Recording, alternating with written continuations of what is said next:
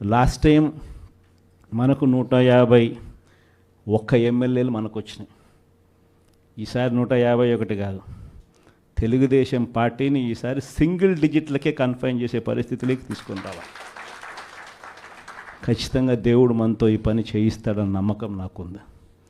ఎందుకంటే మంచి చేసిన మనకే ఈ పరిస్థితి ఉన్నప్పుడు ఏ మంచి చేయకుండా కేవలం అబద్ధాలు మోసాలు చెప్పినప్పుడు ఆ మోసం అన్నది, ఆ అబద్ధం అన్నది కోపం కింద మారక తప్పదు.